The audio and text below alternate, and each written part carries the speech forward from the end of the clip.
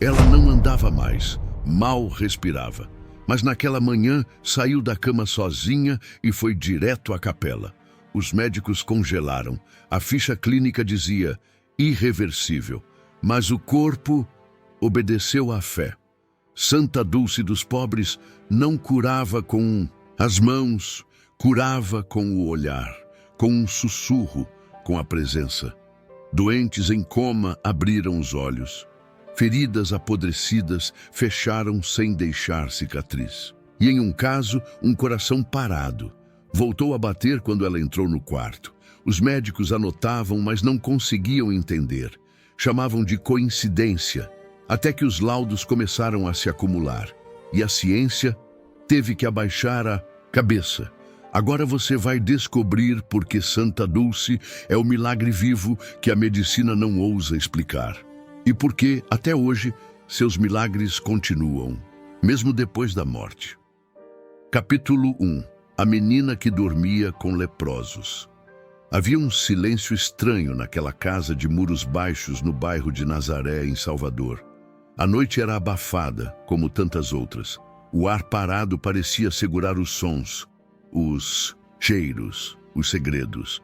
Mas dentro do quarto da menina, Maria Rita, algo profundamente incomum estava acontecendo. Ela tinha apenas 13 anos, o rosto ainda marcado pela inocência, mas os olhos já traziam um brilho de quem conversava com o invisível. Naquela noite, ela não estava sozinha.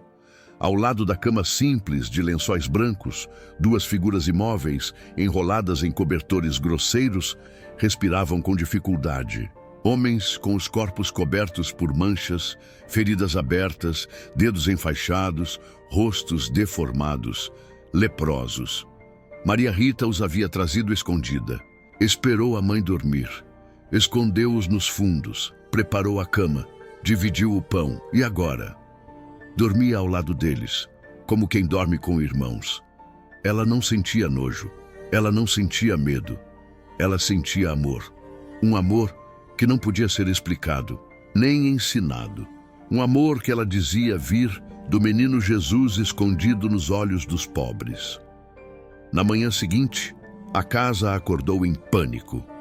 O cheiro da carne doente já havia se espalhado. A mãe, ao ver os homens no quarto da filha, soltou um grito que estremeceu as paredes. Maria Rita, o que é isso, minha filha? Esses homens são doentes. E então, pela primeira vez, a menina falou sem pedir permissão. Eles são Jesus, mamãe. Eu não podia deixá-los na rua com fome. A mãe, confusa entre o desespero e a perplexidade, mandou-os embora. Desinfetou o quarto. Lavou os lençóis até o sangue sair.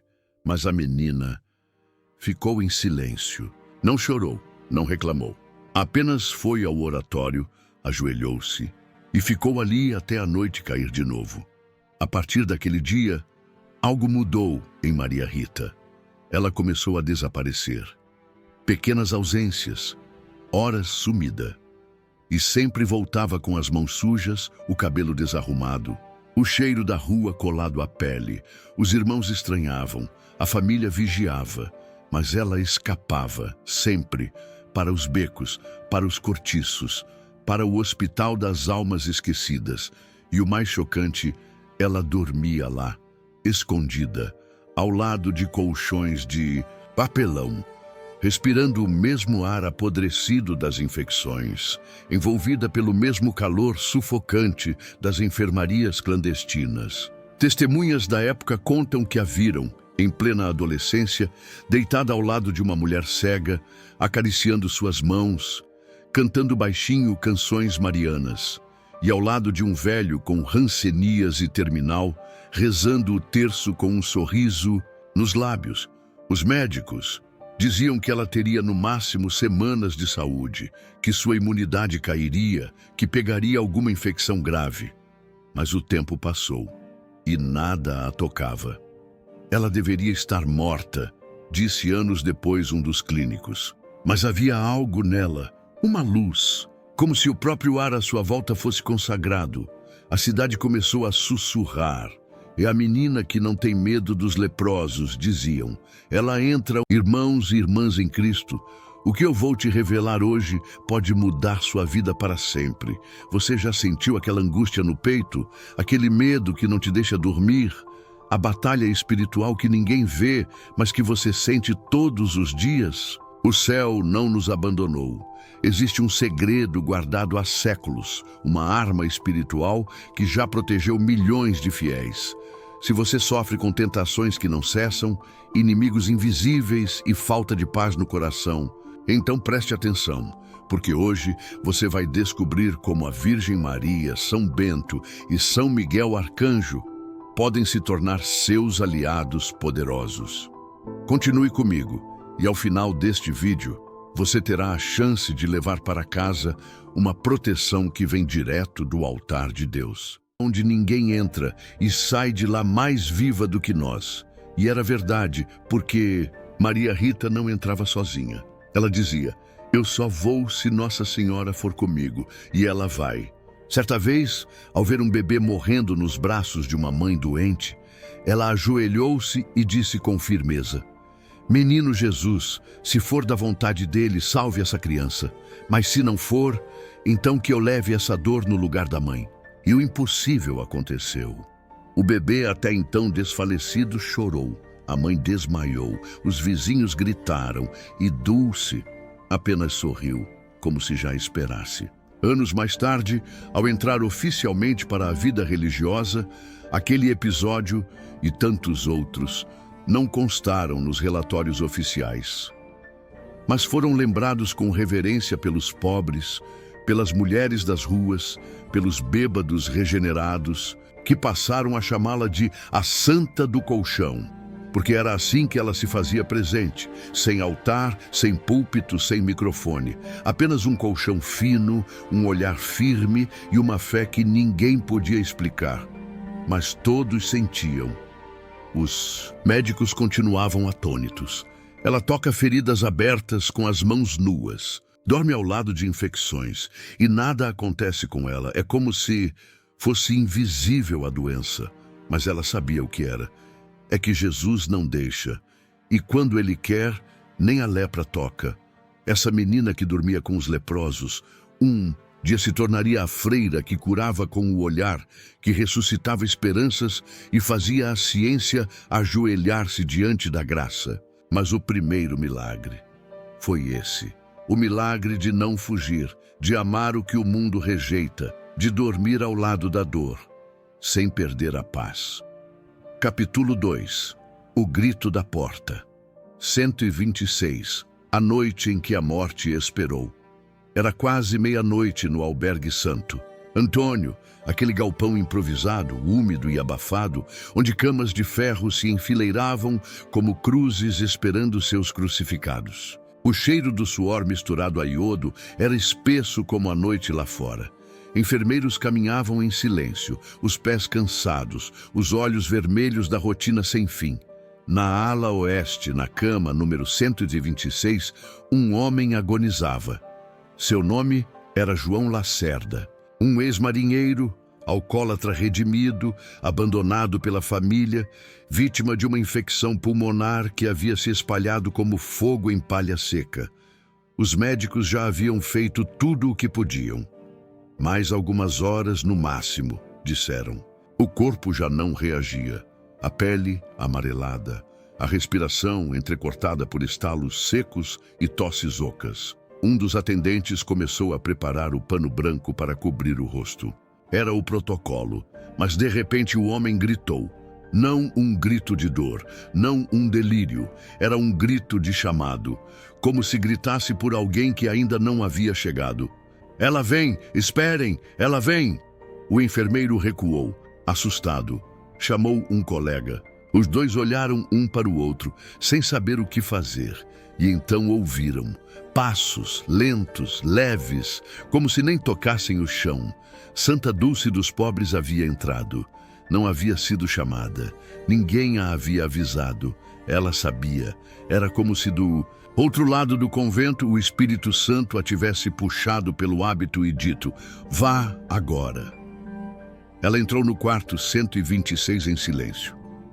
Olhou o homem nos olhos, ajoelhou-se ao lado da cama, pegou sua mão fria, ossuda, e a levou ao próprio peito. Ele tremia, estava entre este mundo e o outro. Mas ao vê-la parou. A respiração suavizou, a testa suada serenou. A senhora chegou. Ela apenas sorriu e sussurrou algo que ninguém ouviu. Os que estavam na sala tentaram escutar, mas as palavras pareciam não sair pela boca. Saíam da alma. E o ambiente mudou. O ar ficou mais leve. As paredes, antes mofadas, pareciam brilhar com uma luz suave. A dor sumiu. O tempo parou. Durante 7 minutos ela ficou ali, em silêncio, de mãos dadas com a morte. Mas a morte esperava. Quando ela se levantou, não disse nada aos médicos. Não pediu exames. Apenas olhou para João e disse: "Durma agora, amanhã a gente conversa." E saiu. Os médicos se entreolharam, céticos. Pensaram em morte cerebral, em colapso respiratório, em ilusão de fim de vida. Mas na manhã seguinte, João estava sentado, comendo, rindo e chorando. Ela disse que não era minha hora e que eu precisava perdoar meu filho. Foi isso. Nenhum antibiótico novo, nenhuma intervenção, nenhuma estatística. A morte foi adiada pela oração de uma freira, pelo sussurro que o mundo não ouviu, mas o céu escutou. O caso foi registrado, os prontuários foram atualizados, os exames repetidos, e nenhum médico conseguiu explicar. É como se o pulmão tivesse se curado da noite para o dia, dizia o chefe da enfermaria. Não faz sentido, murmuravam os estudantes de medicina. Mas para os doentes, para os simples, para os esquecidos da Bahia, havia uma única explicação. Ela mandou a morte esperar. Esse episódio não foi isolado. Testemunhas contam que, em diversas ocasiões, pacientes moribundos se recusavam a partir antes que ela os visitasse. "Esperem a irmã Dulce", diziam, e só depois partiam ou voltavam. Ela nunca se vangloriava, nunca contava, apenas dizia: "Não sou eu, é Nossa Senhora quem avisa quando ainda há chance." Mas quem via aquela cena não esquecia, porque a freira franzina, doente, encurvada, com os olhos vermelhos de vigília constante, entrava nos quartos como quem invade o inferno com uma vela acesa. E onde ela passava, o impossível acontecia. João Lacerda viveu mais 9 anos. Recuperou-se. Reconciliou-se com o filho. Tornou-se voluntário no mesmo albergue. E morreu em paz, de causas naturais, anos após o milagre. Quando perguntado o que havia ouvido naquela noite, ele dizia sempre a mesma coisa. Ela só disse 3 palavras. E foi como ouvir Deus: "Você ainda precisa." Capítulo 3. A peste no galpão, quando o céu escolheu intervir. Era o final da década de 1970. O calor na cidade de Salvador era sufocante, mesmo à noite.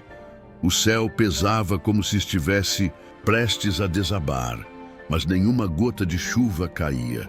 Dentro do galpão que servia de enfermaria improvisada para centenas de pobres, a situação era crítica. Era ali, entre camas de ferro, colchões de capim e orações sussurradas, que Santa Dulce dos pobres operava diariamente seus milagres silenciosos. Mas naquela semana, algo diferente aconteceu. Os enfermeiros começaram a notar. Tem alguma coisa errada. Eles estão adoecendo muito rápido. Um por um, os pacientes da ala norte começaram a apresentar os mesmos sintomas. Febre altíssima, calafrios, manchas escuras na pele e convulsões. Os médicos foram chamados. O diagnóstico não demorou. Um surto de meningite bacteriana altamente contagiosa e, naquele ambiente precário, letal. O protocolo era claro: isolar a ala, evacuar os não infectados, suspender todas as visitas. Mas Dulce se recusou. Vocês podem fechar as portas, mas eu entro. Jesus não abandona os que o mundo chama de risco. Os médicos imploraram. Os funcionários, assustados, pediram que ela pelo menos usasse luvas, máscara, que ficasse à distância. Você sabia que o demônio treme quando vê estas medalhas? A história que acabei de contar não é apenas um relato, é um aviso. Enquanto você assiste este vídeo, alguém está usando a medalha de São Bento para anular feitiçarias, proteger a família e fechar as portas do inferno. E você vai continuar desprotegido. Essas medalhas foram consagradas por padres exorcistas, aprovadas pelo Vaticano e usadas por santos em seus últimos momentos. Se você sente que precisa de proteção divina, o link já está no primeiro comentário fixado. Mas atenção, só temos 50 conjuntos disponíveis. Quando acabarem, não sabemos quando virão mais. Respondeu: se Jesus tocava os leprosos com as mãos nuas, quem sou eu para fazer diferente? E então ela entrou. A freira doente, frágil, com apenas 30% da capacidade pulmonar, atravessou a porta do galpão infectado como quem entra num campo de batalha. Levava consigo apenas 1/3 e um frasco de água benta. Passou por cada cama, rezava ao pé do ouvido, soprava sobre as testas febris, traçava o sinal da cruz sobre as chagas. Um médico escondido atrás de uma divisória de plástico observava e anotava. Estava certo de que, em poucos dias, ela também cairia. Mas o contrário aconteceu. Na madrugada do 3º dia, algo inexplicável se passou. Os sintomas começaram a regredir. Pacientes que estavam em coma febril começaram a abrir os olhos. Outros que mal conseguiam respirar passaram a cantar hinos com voz embargada. E alguns, até mesmo os considerados perdidos, sentaram-se na cama e pediram comida. O que mais impressionou, porém, não foi a melhora, foi a velocidade. O surto que deveria matar dezenas em questão de dias cessou em menos de uma semana. Nenhuma nova infecção, nenhum óbito entre os pacientes tocados por ela. Os médicos ficaram atônitos. A equipe de vigilância sanitária do estado foi chamada. Recolheram amostras de sangue, saliva, roupas, objetos. Nada fazia sentido. Um relatório confidencial, posteriormente arquivado, dizia: a regressão dos sintomas não segue qualquer padrão microbiológico. Nenhum tratamento utilizado seria capaz de reverter um quadro infeccioso com tamanha velocidade e abrangência. Há um fator externo desconhecido. Esse fator externo, para os médicos, era um mistério. Para os pobres, tinha nome: Dulce. Mas quem presenciou nunca esqueceu o momento exato da virada. Foi numa noite abafada. 3 pacientes haviam entrado em colapso ao mesmo tempo. A sala cheirava à morte. O desespero estava no ar. E então a luz acabou. O galpão ficou completamente escuro. O caos tomou conta. Gritos, correria, o bater de panelas, enfermeiros tropeçando nas camas. Mas então um brilho suave surgiu. Era a pequena vela do oratório improvisado no fundo do galpão, sozinha. E ao lado dela, ela, Santa Dulce, de joelhos, de braços abertos, olhos fechados, orando em voz baixa, mas firme. E foi ali, exatamente ali, que tudo começou a mudar. Os pacientes pararam de gritar. Os corpos, antes convulsionando, aquietaram-se. E do alto de uma das janelas quebradas, uma brisa fria atravessou o galpão, como se o próprio céu soprasse sobre a peste. Alguns enfermeiros disseram ter sentido um perfume intenso de jasmins naquela hora. Outros afirmaram ter ouvido por segundos vozes femininas cantando em latim. Mas Dulce não disse uma palavra. Ao fim da noite, pegou o terço, beijou cada esta sobrevivente e saiu andando, como se nada tivesse acontecido. Nos dias seguintes, a ala infectada foi desativada. Não por colapso, mas porque não havia mais nenhum doente ali. A notícia correu os becos. Foi ela que expulsou a doença. Ela rezou e a febre fugiu. Dulce não tem medo da morte. Ela fala com Deus como quem fala com o Pai. Mas ela, perguntada sobre o milagre, respondeu: eu só fiz o que qualquer cristão faria. Pedi e confiei. Se ele quis curar, glória a ele. Se não quisesse, eu ficava lá até o fim. A medicina não explicou, a igreja investigou, mas os que foram tocados por aquele vento nunca mais foram os mesmos. Capítulo 4. O bilhete que nunca chegou. Ao Vaticano. Era uma manhã abafada de domingo em Salvador. A missa das 6 ainda ressoava nas paredes do Santuário da Imaculada Conceição da Mãe de Deus. Mas Dulce já havia deixado o altar há horas. Estava no galpão 9, aquele onde ficavam os casos terminais, os que nem os hospitais recebiam, os que já eram dados como fim de linha. Naquele dia, um novo paciente havia chegado. Seu nome: Aguinaldo Ferreira, pedreiro, pai de 3 filhos. Diagnóstico: carcinoma hepático avançado. O fígado já não funcionava. Os olhos estavam amarelados. O abdômen inchado como um balão prestes a estourar. A dor era constante, cortante, um grito sem voz. Os médicos deram dias, no máximo. Mas sua esposa, mulher simples de fé ardente, implorou para que o levassem até a freira. Só quero que ela veja, nem que seja para rezar.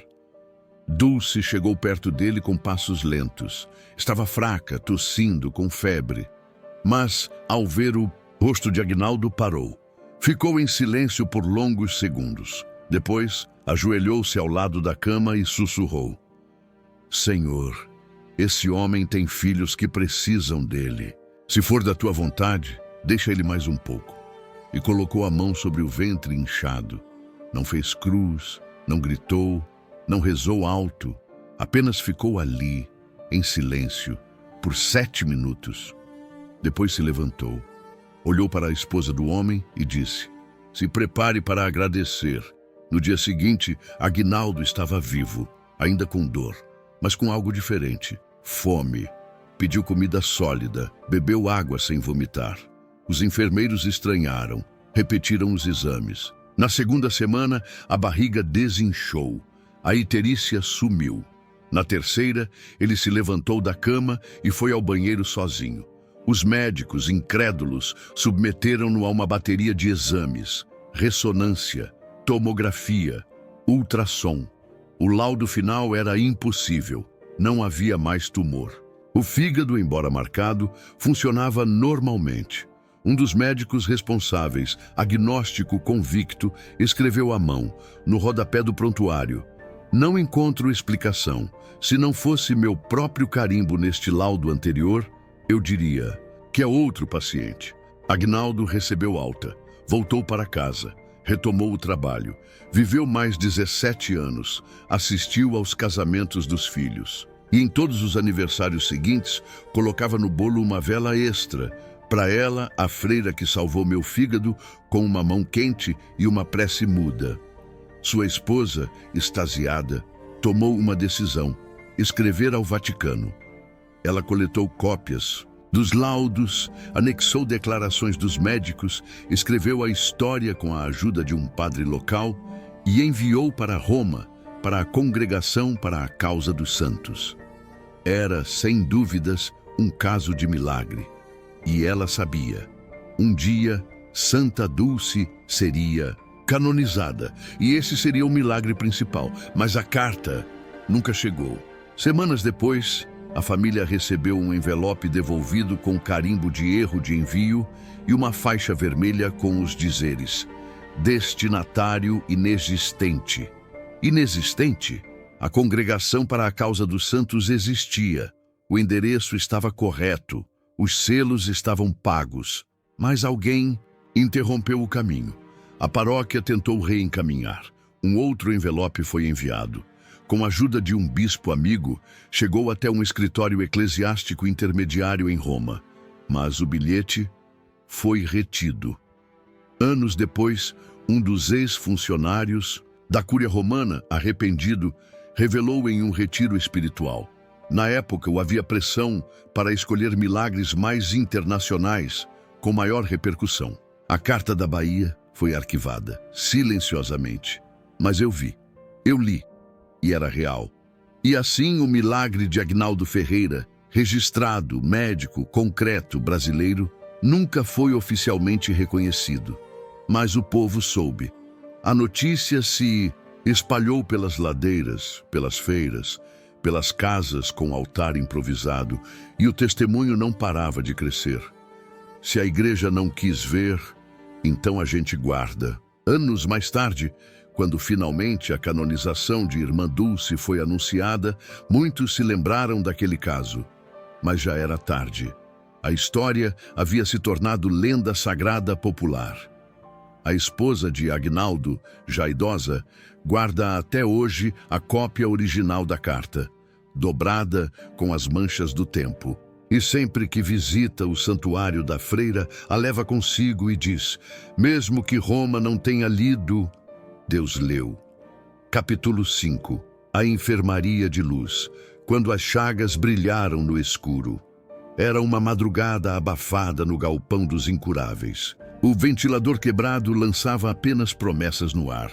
Os corpos cansados suavam, gemiam, resistiam.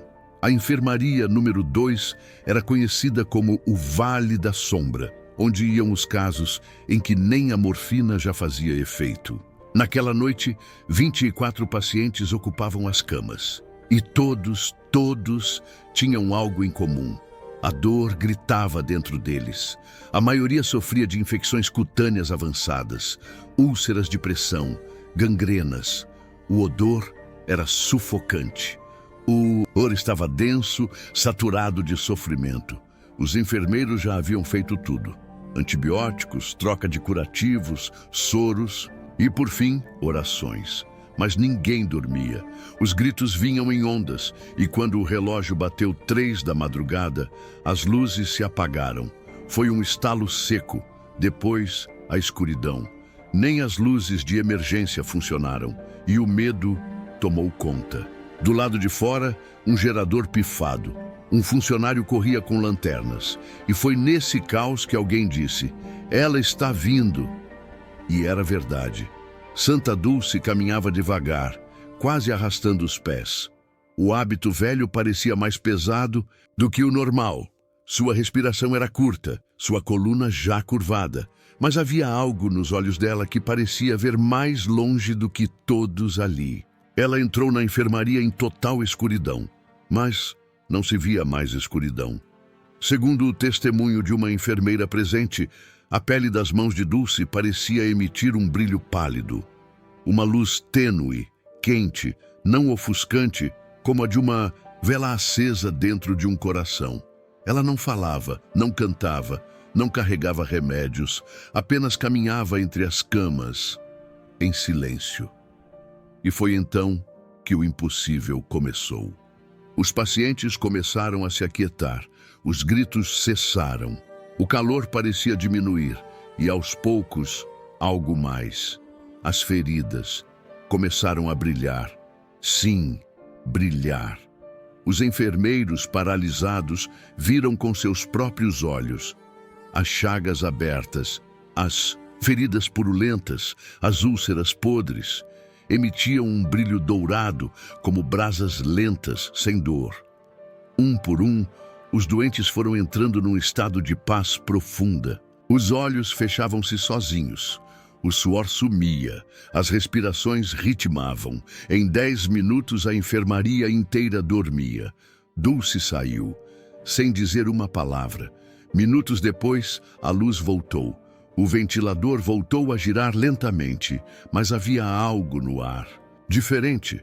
Na manhã seguinte, 20 dos 24 pacientes apresentavam remissão total ou parcial das feridas. 2 deles, que estavam com gangrena em fase terminal, tiveram os membros recuperados sem cirurgia. Os exames não mostravam necrose.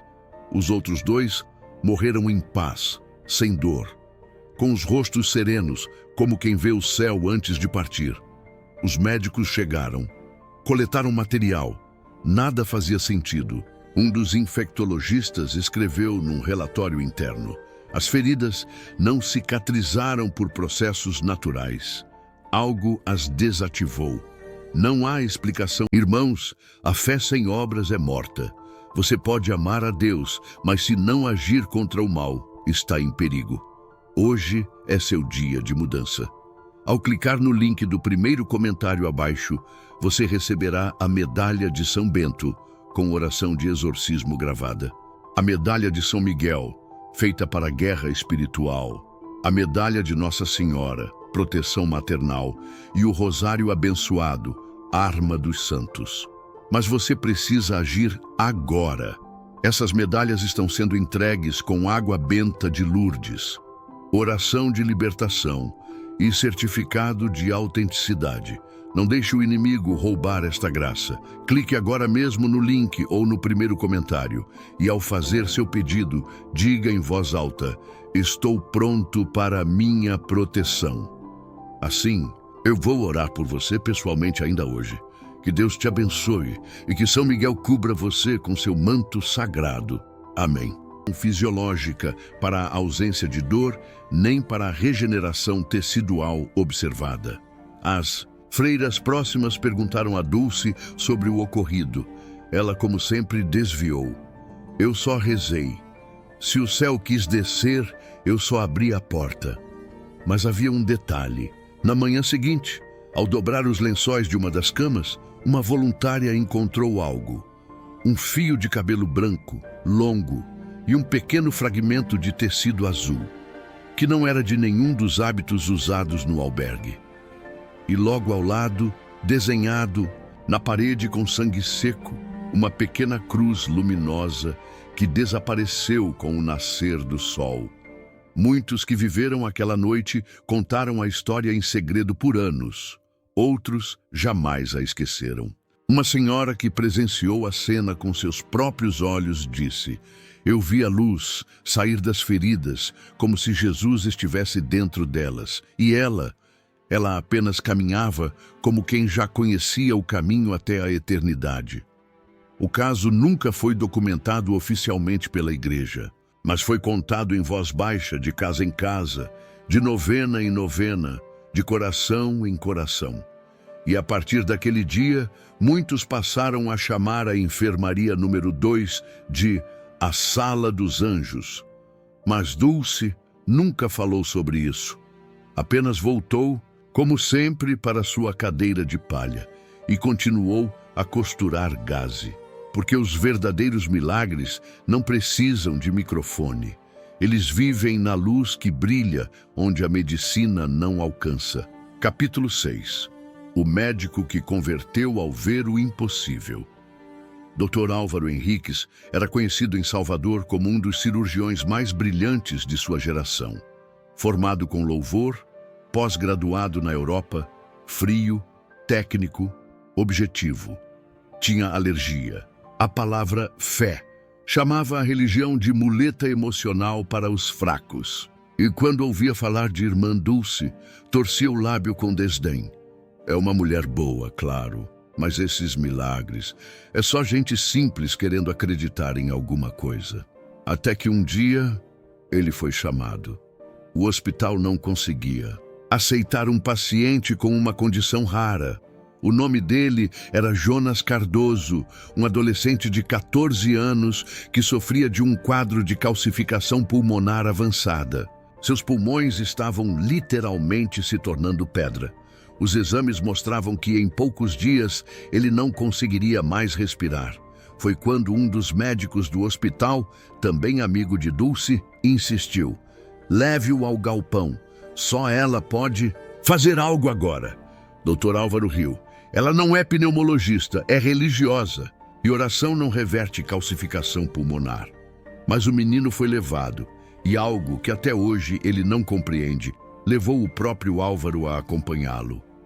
Quando chegou ao albergue, sentiu o cheiro, o de remédio barato, suor antigo e fé desesperada. Viu a freira, frágil, curvada, quase invisível, e pensou: é aqui que acaba. Jonas foi colocado numa maca, com o oxigênio forçado. A mãe chorava. Os olhos do menino já estavam revirando. Ele sufocava. Dulce chegou. Não pediu o laudo. Não perguntou o nome.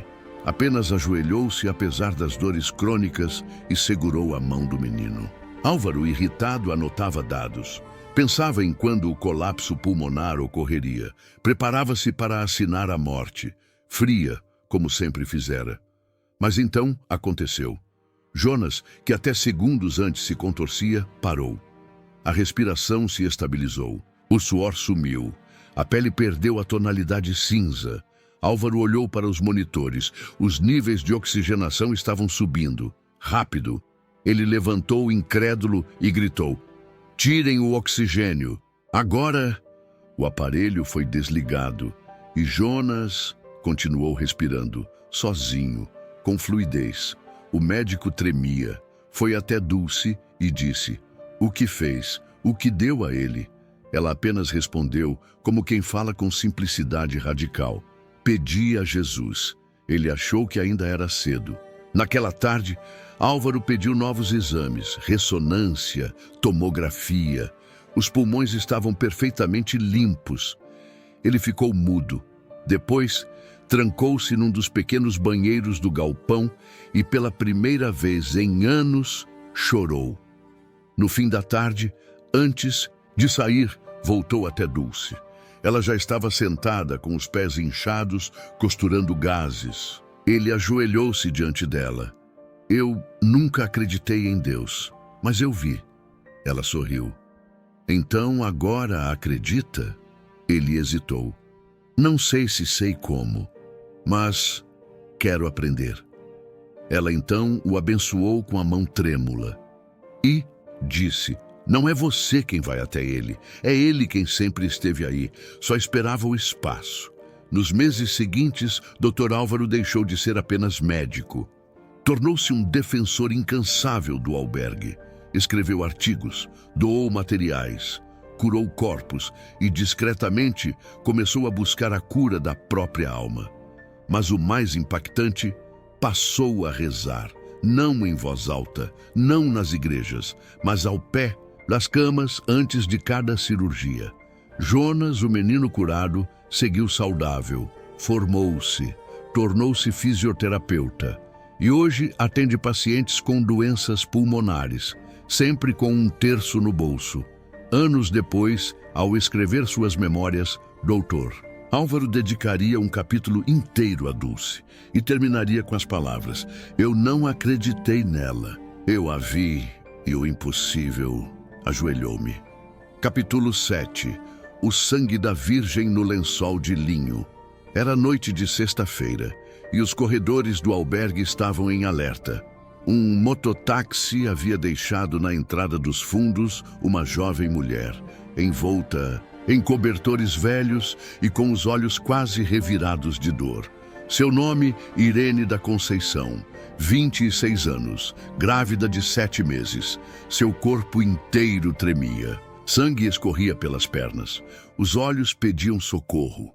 O ventre pedia um milagre.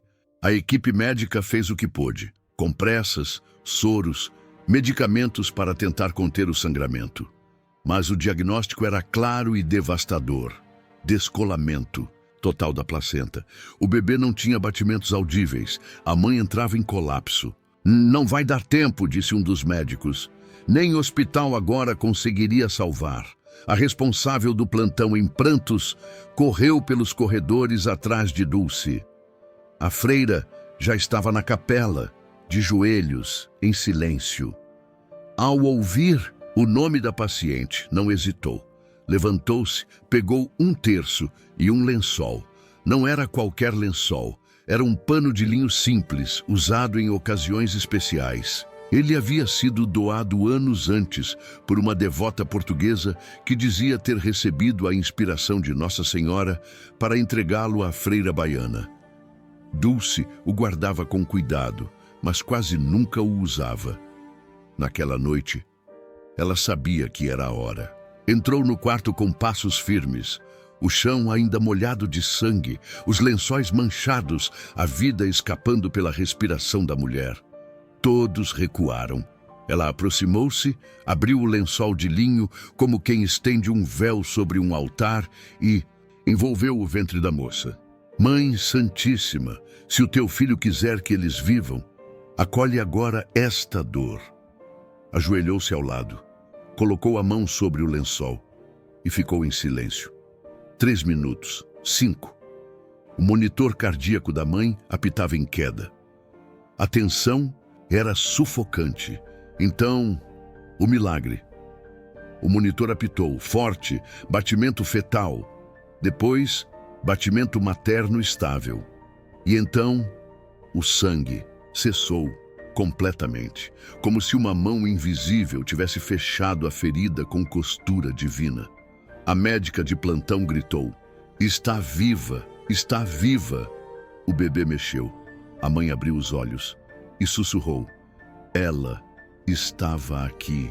E de azul me disse: "Ainda não é hora, filha." Santa Dulce não disse nada, apenas recolheu o lençol, dobrando-o com reverência, como quem dobra uma peça sagrada. Nos dias seguintes, Irene recuperou-se. O bebê nasceu saudável, uma menina, batizada de Maria Dulce, mas algo ainda mais misterioso aconteceu. O lençol desapareceu. Dulce havia pedido que fosse entregue à lavadeira do convento, mas ninguém o viu depois disso. A sala de roupas foi revirada, os armários verificados. O pano sumiu como se nunca tivesse existido. "É coisa do céu, não era nosso para guardar", disse uma freira idosa. "Ele veio só para isso, depois voltou", murmurou outra. Anos depois, a própria Irene voltaria ao albergue com sua filha já crescida, ambas saudáveis. E diante do túmulo da santa, Irene dizia: "Não foi um tecido, foi um sacrário. Aquela noite foi Nossa Senhora em forma de pano." Um caso foi investigado. O prontuário da paciente mostra a regressão inexplicável da hemorragia e a vitalidade do bebê em tempo clínico impossível. Mas o lençol nunca mais foi visto, nunca mais tocado, nunca mais fotografado, como se tivesse sido devolvido ao lugar de onde veio. Alguns ainda dizem que, vez ou outra, nas noites de maior dor no albergue, uma luz azulada é vista pairando sobre as macas. Outros juram que sentiram o cheiro de lírios no exato lugar onde Irene quase morreu. Mas Dulce, perguntada na época sobre o ocorrido, respondeu: "Foi um presente, só por uma noite. Depois, ele pediu de volta." Capítulo 8. A voz que veio da capela fechada. A capela do albergue Santo Antônio era um refúgio de silêncio absoluto. Pequena, simples, paredes pálidas e um altar que cheirava a cera e madeira antiga. Ali, Santa Dulce rezava durante horas, especialmente nas madrugadas, sempre sozinha, sempre com os olhos fixos no sacrário. Ela chamava aquele espaço de coração da casa. E ninguém ousava interromper sua vigília. Era um domingo, início dos anos 80. A cidade dormia sob um céu pesado, com nuvens grávidas de tempestade. Dulce havia entrado na capela às 22h, e a porta, como sempre, foi trancada por dentro. Lá fora, o mundo seguia, mas lá dentro, algo se preparava. A freira ajoelhou-se. Os joelhos, já feridos de tantas orações, rangiam como madeira antiga. As mãos cobriam o rosto, o terço pendurado, a respiração entrecortada. E então, o silêncio se rompeu. Não foi um som, foi uma presença. Uma voz feminina, suave, firme. Não soava como um eco. Não vinha do altar, nem do ar. Vinha de dentro. Mas era outra alma, outra mulher, do outro lado do mundo. Naquele mesmo instante, em Cracóvia, Polônia, uma jovem chamada Helena Kaminska, estudante de medicina, filha de família católica, mas afastada da fé, estava prestes a pular de uma ponte. Sofria de depressão profunda. Havia perdido os pais num acidente. Seu noivo a abandonara. E agora, à beira do abismo, ouvia apenas o vazio. fechou os olhos, respirou fundo e então ouviu, não em polonês, não em sua língua, mas em português, uma voz de mulher doce, clara, dizendo: "Não pule, ele está contigo, sua dor será alívio para muitos." Helena caiu de joelhos em prantos. Não entendia a língua, mas compreendia a mensagem. Foi amparada por um transeunte, levada a um hospital. Sobreviveu. Naquele mesmo mês, buscou um padre, voltou à missa, mudou de curso. Formou-se em psiquiatria e dedicou sua vida a tratar jovens com tendências suicidas. Anos depois, já como missionária leiga, viajou ao Brasil para um congresso. Passou por Salvador e, ao visitar o santuário da bem-aventurada Dulce, parou em frente à antiga capela. Não sabia de nada, nunca havia lido sobre ela. Mas ao entrar, sentiu. Paralisada diante do altar, chorou copiosamente. Aproximou-se do local onde a freira costumava rezar. E ali, no chão, caiu de joelhos e disse: "Foi aqui, foi essa voz, foi aqui que ela me salvou." Um dos frades que a acompanhava escutou e ficou estarrecido. Contou-lhe a história da noite em que Dulce rezou por mais de 4 horas trancada na capela. E ao sair, disse a uma freira próxima: "Hoje ele me deixou ver a alma de uma jovem no fim." Mas ela gritou antes que fosse tarde. A jovem do outro lado do mundo era Helena. O evento foi registrado informalmente como uma graça mútua e inexplicável. Não houve milagre físico, não houve imagem, mas houve voz, e a fé atravessou oceanos. Helena permaneceu mais dias em Salvador, visitou os galpões, tocou a cadeira de rodas da freira e depois voltou à Europa com uma única missão: ensinar que há uma voz no meio da escuridão que nunca se cala. Hoje, Helena Kaminska dirige uma casa de acolhimento para mulheres com depressão em Varsóvia.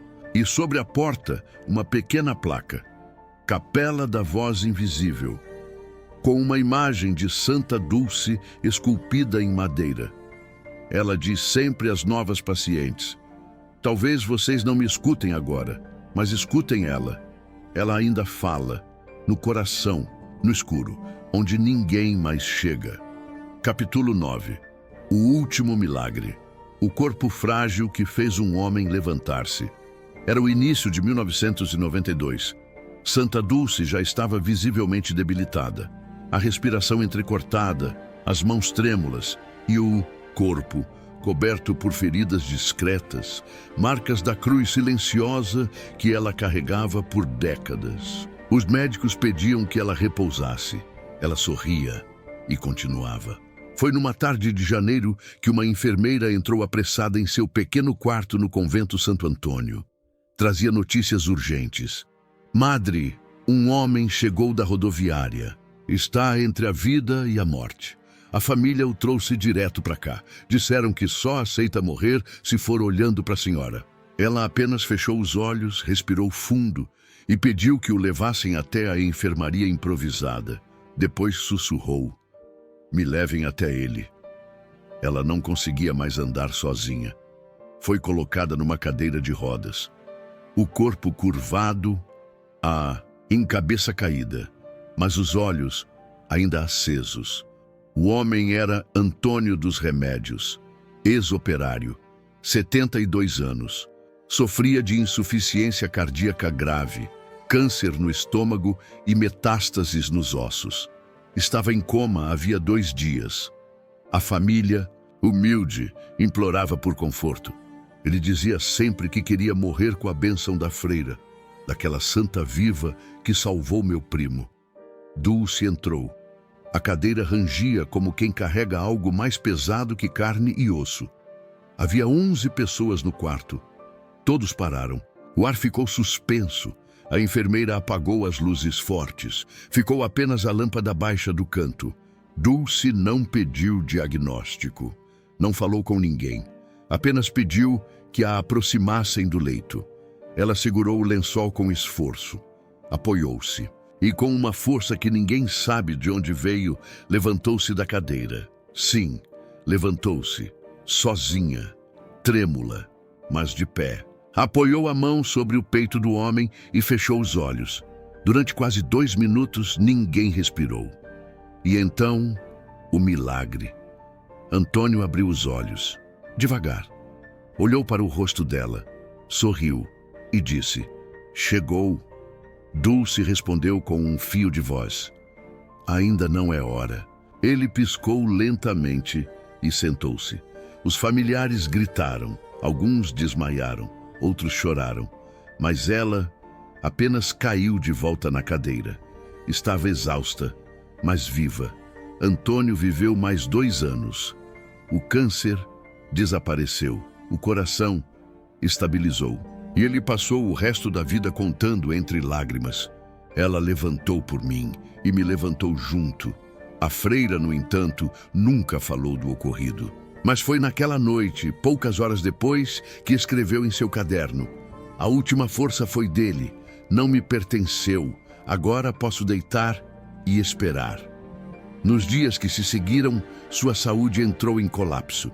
Ela parou de falar, parou de se mover, mas sempre com o terço entre os dedos e um leve sorriso, como quem guarda um segredo muito bem selado.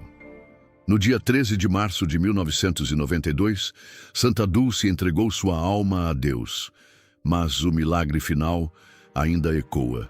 O leito de Antônio, desde aquele dia, foi preservado por anos.